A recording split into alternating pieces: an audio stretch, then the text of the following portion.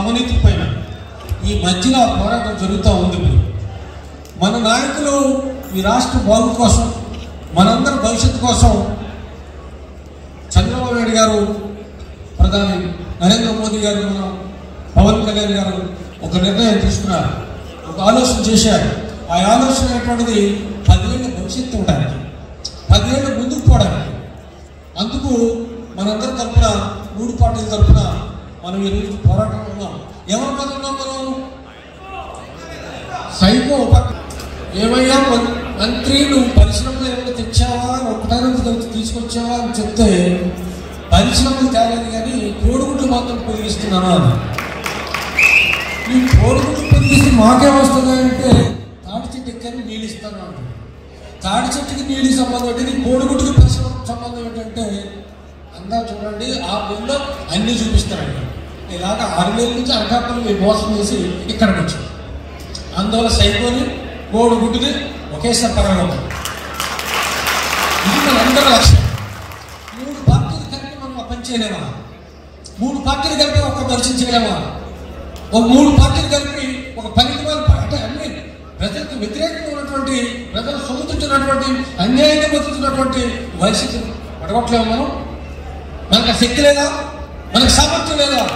మనందరికీ సామర్థ్యం ఉంది, శక్తి ఉంది. ఎవరు అభ్యర్థులు ముఖ్యం కాదు.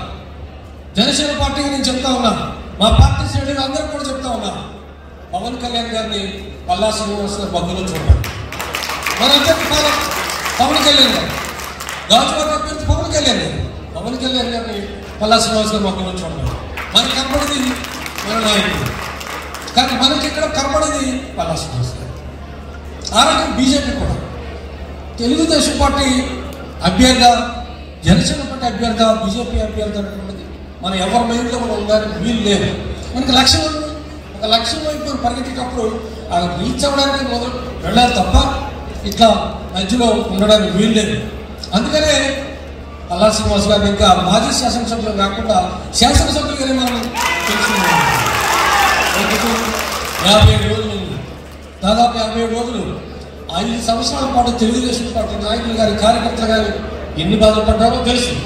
జనసేన పార్టీగా మేము 5 ఏళ్ళుగా ఈ ప్రభుత్వం పైన మాకు ఏ అధికారం లేకపోయినా మేము పనిచేసినటువంటి మా బాధలు కూడా మనకు తెలుసు.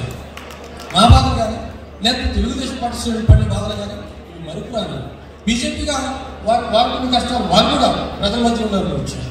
ఇన్ని బాధలు పడి అవకాశం ఇస్తే చేయాల్సిందామా? ఈ అవకాశం మన అవకాశంగానే మార్చుకుందాం. ఈ అవకాశం మన గురించి కాదు, మన పిల్లల భవిష్యత్తు గురించి. ఎందుకు అంటే పక్కనే చక్రేసుకుంటే పక్కనే ఇది ఉంటే నీకేం కావాలి, ఉద్యోగం కావాలంటే ఉద్యోగం దొరకదు, కానీ గంజాయి ప్యాకెట్ దొరుకుతుంది ఇలా మధ్యలో. మా పిల్లడికి ఉద్యోగం ఇవ్వలేదని ఎమ్మెల్యే దగ్గరికి వెళ్తే మీ పిల్లడికి ఉద్యోగం అయితే ఇవ్వలేదు కానీ డ్రగ్